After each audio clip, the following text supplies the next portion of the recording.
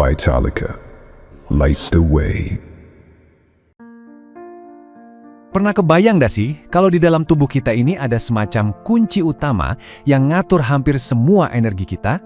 Nah, hari ini kita bakal bongkar rahasia di balik kunci itu, insulin. Kita akan lihat gimana cara kerja hormon super ini dan kenapa dia itu penting banget buat kesehatan kita. Oke, yuk kita mulai dari sesuatu yang kita semua pasti lakukan setiap hari, makan. Setelah kita nikmatin makanan enak, pernah nggak kita mikir, sebenarnya apa sih yang terjadi abis ini? Percaya deh, ada sebuah proses yang luar biasa canggih dan keren banget yang langsung dimulai di dalam tubuh kita. Dan di tengah-tengah proses itu, muncullah pahlawan super internal kita. Namanya insulin. Perannya itu krusial banget. Coba bayangin, tanpa pahlawan ini, semua energi dari makanan lezat yang baru aja kita makan bakal sia-sia. Jadi insulin itu sebenarnya apa sih? Gampangnya gini, anggap aja insulin itu sebuah kunci. Organ yang namanya pankreas yang bikin kunci ini. Dan tugas si kunci ini adalah membuka pintu di setiap sel tubuh kita, supaya bahan bakar utamanya, yaitu glukosa atau gula, bisa masuk dan ngasih kita energi. Simpel kan? Sekarang kita bakal telusuri perjalanan makanan di dalam tubuh, dan kita lihat gimana insulin mengambil alih kendali buat menjaga semuanya tetap seimbang. Oke, prosesnya begini, langkah demi langkah.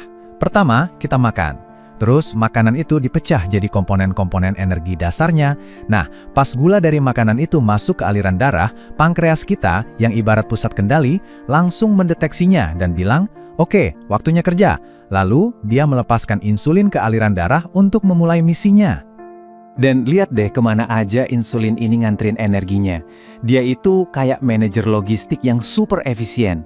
Dia bilang ke otot, pakai energi ini sekarang, atau simpen buat nanti. Terus ke hati, simpen ya kelebihannya, dan ke jaringan lemak, kamu simpen ini buat cadangan darurat. Sistem yang luar biasa banget kan? Tapi, gimana ceritanya kalau sistem kunci ini rusak? Nah, inilah inti dari kondisi yang kita kenal sebagai diabetes. Yuk, kita gali lebih dalam. Slide ini ngejelasinnya pas banget. Coba lihat deh, kalau diabetes tipe 1, masalahnya itu kunci yang hilang. Tubuh kita berhenti total produksi insulin. Kalau tipe 2, masalahnya itu gembok yang rusak. Kuncinya sih ada, tapi sel-sel tubuh kita nggak mau kebuka. Hasil akhirnya sama aja, gula nggak bisa masuk ke sel dan akhirnya numpuk di dalam darah. Wah, kalau ngomongin insulin, banyak banget kesalahpahaman yang beredar. Di bagian ini, kita bakal lurusin beberapa mitos yang paling umum didengar. Nah, ini pertanyaan yang bagus banget dan sering ditanyain. Kalau kita bisa minum obat lain dalam bentuk pil, kenapa insulin nggak bisa? Jawabannya ada di sifat dasar insulin itu sendiri. Jawabannya sebenarnya cukup simpel. Insulin itu adalah protein. Coba deh bayangin kamu makan sepotong ayam atau telur. Asam di lambung kita kan bakal langsung mencernanya kan? Nah, hal yang sama persis bakal terjadi sama pil insulin, jadi nggak ada gunanya sama sekali. Makanya insulin harus disuntikan, biar bisa langsung masuk ke aliran darah tanpa lewat sistem pencernaan. Oke, sekarang kita geser ke gimana insulin ini digunakan dalam kehidupan sehari-hari. Berkat teknologi modern, ini bukan lagi hal yang menakutkan kok. Jadi, ternyata nggak semua insulin itu sama. Ada 2 jenis utama. Anggap aja yang pertama, insulin waktu makan. Itu kayak pasukan cepat tanggap yang langsung ngatasin lonjakan gula pas kita habis makan.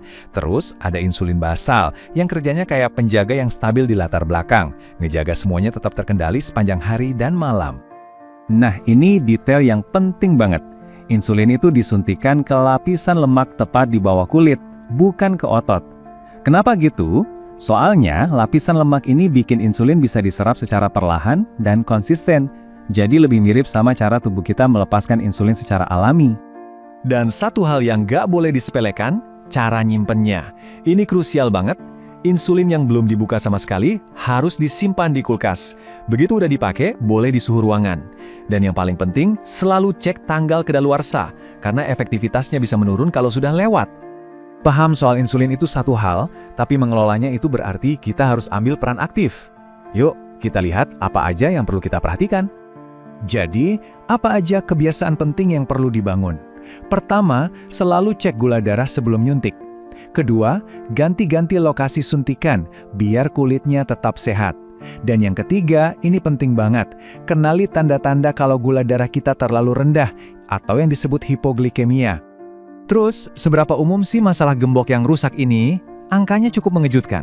Sekitar 9 dari 10 orang dengan diabetes itu punya tipe 2. Artinya, tubuh mereka sebenarnya masih produksi insulin, tapi kesulitan buat make insulin itu secara efektif. Nah, ini ada kalimat pengingat yang berguna dan gampang banget diingat. Dingin dan berkeringat, beri saya permen. Kalau kamu lihat seseorang yang pakai insulin nunjukin gejala ini, kemungkinan besar mereka lagi hipoglikemia dan butuh gula secepatnya. Kalimat sederhana ini benar-benar bisa jadi penyelamat. Biar lebih jelas lagi, ini gejalanya ya, gemeteran, keringat dingin, bingung, sampai rasa lapar yang tiba-tiba dan ekstrim, ini semua adalah tanda bahaya kalau gula darah turun terlalu rendah. Bisa ngenalin tanda-tanda ini, baik di diri sendiri atau orang lain, itu penting banget. Pada akhirnya, semua ini kembali ke satu hal. Dengan kita paham cara kerja tubuh kita dan alat-alat apa aja yang tersedia, kitalah yang pegang kendali.